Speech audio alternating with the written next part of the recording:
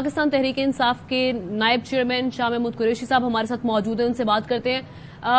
शाह महमूद कुरैशी साहब, बहुत शुक्रिया आपके वक्त का। ये इलेक्शन कमीशन ने कौमी असम्बली से मजीद 35 अरकान को डी नोटिफाई कर दिया है। अब आप लोगों के पास क्या ऑप्शन है, क्या हिकमत अमली अपनाई जाएगी इस सिचुएशन से कोप करने के लिए?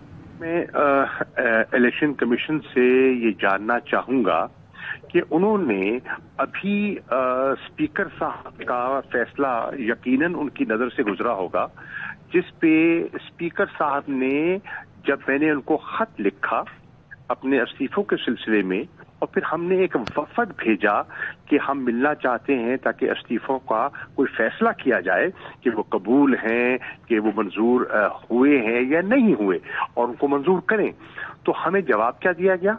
उन्होंने बाकायदा लिख कर जवाब दिया, मुझे लिख कर जवाब दिया कि ऐसा नहीं होता। इस पे कानूनी मैंने राय ली है और कानूनी राय ये कहती है कि मैं एक एक मेंबर को अलहदा बुलाऊंगा, अपने सामने वो पेश होंगे मेरे, और मैं तसल्ली करूंगा, टू माय सेटिस्फैक्शन मैं देखूंगा कि क्या उन्होंने जो इस्तीफा दिया है वो अपनी सवाबदीद के तहत दिया है, उन पर कोई दबाव था या कोई और वजूहात थी, और जब मैं मुतमईन हुआ तो फिर मैं इलेक्शन कमीशन को फॉरवर्ड करूंगा कि हाँ फला मेंबर का इस्तीफा कबूल हो चुका है और वो मुस्तफी हो चुके हैं। ये एक इन राइटिंग खत है उनका, और ये उनकी पोजीशन है speaker of the national assembly की। तो शाह साहब, आप समझते हैं कि दूसरी बात, मेरी बात मुकम्मल होने दीजिए। दूसरी बात ये है कि किसने इलेक्शन कमीशन को ये सिलेक्शन का अगर उन्होंने कबूल करने हैं तो फिर हमारे सारे 125 इस्तीफे पड़े हैं तो सभी कबूल कर लें, सभी कबूल कर लें अगर इस मयार पे करने हैं।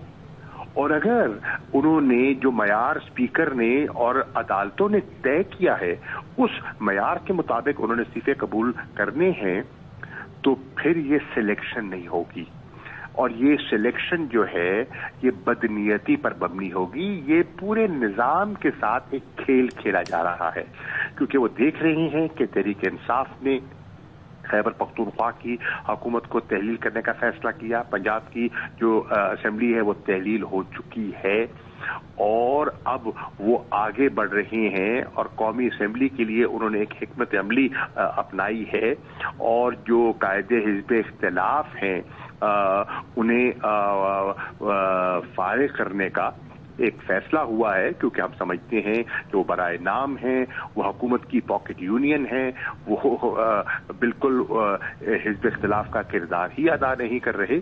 तो फिर आज हमारा फैसला होता है, आज प्रेस कॉन्फ्रेंस होती है और उसके फौरन बाद ये 35 चुन कर इस्तीफे कबूल कर लिए जाते हैं।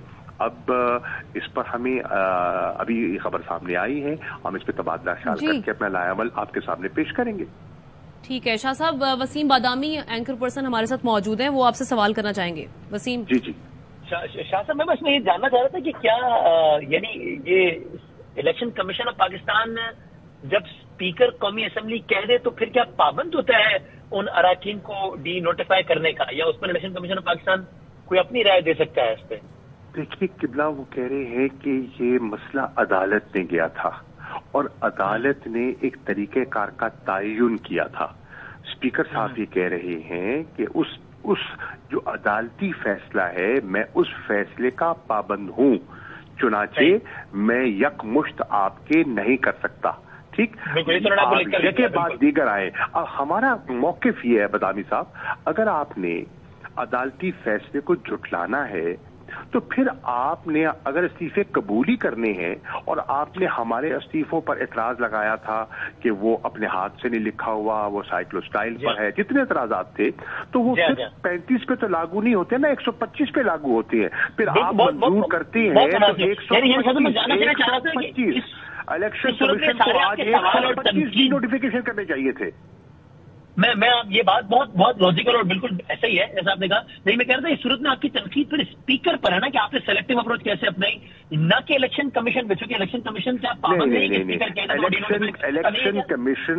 इलेक्शन कमीशन बदकिस्मती से, मैं कोई ऐसी बात नहीं करना चाहता जिस किसी की दिल आजारी हो, वो जो गैर जानिबदाराना मयार है वो बतदरीज खोते जा रहे हैं। इन दिस पर्टिकुलर केस साहब इलेक्शन कमीशन क्या कर सकता था कि वो स्पीकर साहब को कहता है कि ये सेलेक्टिव अप्रोच है, मैं नहीं करता रीनोटिफाई, ये कर सकता था?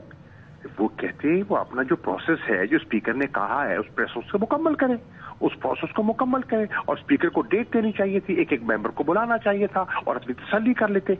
अगर ऐसा नहीं करना था, प्यार है कि वो स्पीकर को याद दिलाए कि साहब ये सही अप्रोच नहीं है, आपके अपने फेल से आपने से मुतजाद है, इसलिए मैं डीनोटिफाई नहीं कर सकता, ये प्यार है इलेक्शन कमीशन के पास। बदामी साहब, ये तो मंतकी सी बात है। इलेक्शन कमीशन को ऐसा ही करना चाहिए था। इलेक्शन कमीशन के सामने अदालती फैसला मौजूद है, इलेक्शन कमीशन के सामने एक रिवायत मौजूद है, आपके सामने अयाज सादिक साहब जो स्पीकर थे उनका प्रेसिडेंट मौजूद है, ये सब चीजें मौजूद हैं। ये सिलेक्टिव जो अप्रोच है ये सही नहीं है। आपने डीनोटिफाई करना है, हमारे इस्तीफे कबूल करने हैं, सब 125 कर ले। और अगर आपने उन्होंने इसलिए किया है ताकि अगर कल को आप एतमाद या अदम एतमाद की तरफ जाते हैं तो नंबर गेम में फिर आप कंप्लीट कर सकें। यही खेल खेला जा रहा है, ये सारा निजाम, ये खेल खेला जा रहा है और इससे सारे निजाम को बदनाम किया जा रहा है और अपने फैसले मुसल्लत किए जा रहे हैं कौम पर। आपने इलेक्शन करवाना है, जनरल इलेक्शन करवाइए, आपने इस्तीफे कबूल करने हैं, सब कबूल कीजिए। ये जो सिलेक्शन है ना, ये बदनीयती पर मबनी है। तो मुमकिन है आप इसके खिलाफ अदालत में भी जाएं इस एक्ट के खिलाफ? अभी हमारी मशावरत होनी है, तो मैं आपसे अर्ज करता हूँ। ठीक sir, thank you very much sir. Thank you. ठीक है, अब हमारे साथ थे शाह महमूद कुरैशी साहब, वसीम बादामी हमारे साथ हैं। शाह साहब आप हमारे साथ हैं? शाह महमूद कुरैशी साहब हमारे साथ नहीं है। वसीम बादामी साहब आपकी जानिब आएंगे। एतराजात लगाए गए उन इस्तीफों के ऊपर, वक्त चलता रहा। कल जब इमरान खान की जानिब से ये इशारा दिया गया कि वो वापस आएंगे कौमी असम्बली में और फिर ये इस्तीफे मंजूर कर दिए जाते हैं इलेक्शन कमीशन की जानिब से, आपसे